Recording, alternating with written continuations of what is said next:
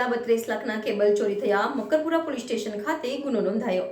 ABB કંપનીના સ્ટોરરૂમમાં મૂકેલા 32 લાખના કેબલ ચોરી તથા મકરપુરા પોલીસ સ્ટેશન ખાતે ગુનો નોંધાયો। એબીબી કંપનીના સ્ટોરરૂમમાં મૂકેલા 32 લાખના કેબલ ચોરી થયા હતા। કંપનીના સીસીટીવી કેમેરા અને પંચિંગ મશીનની હાજરી ચેક કરતા એક કારમાં આવેલા આરોપીઓ જીપમાં કેબલ ચોરીને લઈ જતા હોવાનું જણાઈ આવતા પોલીસે ગુનો દાખલ કર્યો છે।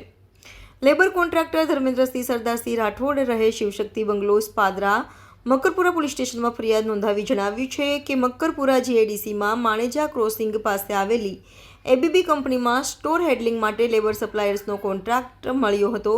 કંપની દ્વારા અમને જાણવા મળ્યું હતું કે જાન્યુઆરીમાં એબીબી કંપનીમાં sub contractor Sun Electro Steering Bangalore દ્વારા 45 મીટર કેબલનો ઓર્ડર આપવામાં આવ્યો હતો। કંપનીના storeroom in charge Anil Chaudhary cable લેવા માટે સ્ટોરમાં ગયા ત્યારે તેઓને સ્ટોક ઓછો હોવાની શંકા થઈ હતી।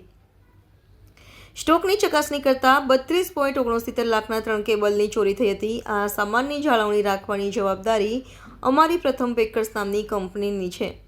એબીબી કંપનીમાં સ્ટોર ખુલવાનો સમય સવારે 9થી રાતના 12 વાગ્યા સુધીનો છે।